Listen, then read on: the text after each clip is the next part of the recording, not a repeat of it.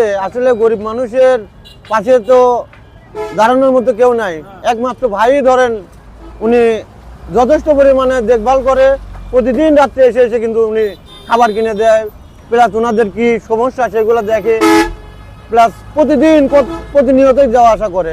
তো আলহামদুলিল্লাহ খুব ভালো লাগে এই বিষয়গুলো।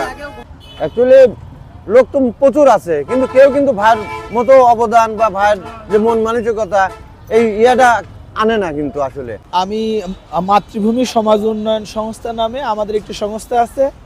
সেই সংস্থাটির উদ্দেশ্য হচ্ছে অসহায় মানুষের পাশে দাঁড়ানো, বিভিন্ন পশু পাখি তাদের সুচিকিৎসা করার ব্যবস্থা করা। মানে আসলে এই দায়িত্ব থেকে আমি এই কাজটি আমি করছি।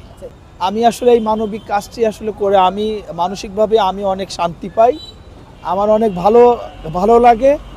এবং আমি আশা করি যে আসলে আমাদের মতন যারা সচেতন মানুষ আসলে তাদেরকেই এরকমভাবে সমাজের অবহেলিত মানুষের জন্য এগিয়ে আসা প্রয়োজন। যে মানুষ অসহায় মানুষের পাশে দাঁড়ায়, আল্লাহ তার পাশে দাঁড়ায়, ঠিক আছে। আর সর্বোচ্চ বড় কথা, এই কাজ যারা করে, ঠিক আছে, আমি মনে করি এই যে অসহায় মানুষের জন্য যদি কেউ একটা ঘর বানায় দেয়, ঠিক আছে, তাহলে জান্নাতের ভিতরে আল্লাহ পাক তাকে একটা ঘর বানায় দেবে। সর্বোচ্চ ভালো একটা কাজ। আমি সবাইকে বলতে চাই যে দেখেন, সবারই মা বোন আত্মীয় স্বজন আছে। এখন আমরাও মানুষ, তারাও মানুষ। এখন অনেক মানুষ আছে দেখা যাচ্ছে রাস্তায় থাকে, পাগল, অসহায়, এদের হচ্ছে মানে যারা সচ্ছল, মানে ভালো সুন্দর, তাদেরকে দেখে মানুষই মনে করে না।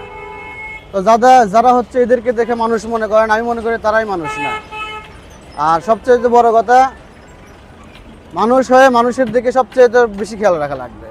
আমি প্রথমেই আমার পেট্রোল পাম্প মালিক সমিতির পাবনা ফাতেমা সিন্ডিকেটের মালিক শফিকুল ইসলাম টুটুলকে কৃতজ্ঞতা প্রকাশ করছি।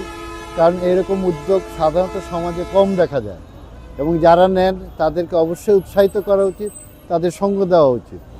আজকে তার যতটুকুই প্রয়াস হোক, এটা কিন্তু ছিন্নমূল মানুষের জন্য অনেক। এই দুঃসময়, এই শীতের সময় শীতের কষ্ট থেকে নিবারণের জন্য তার যে উদ্যোগ, একে আমরা সফলতা কামনা করি এবং তার এই উদ্যোগের সহায়তা করতে চাই।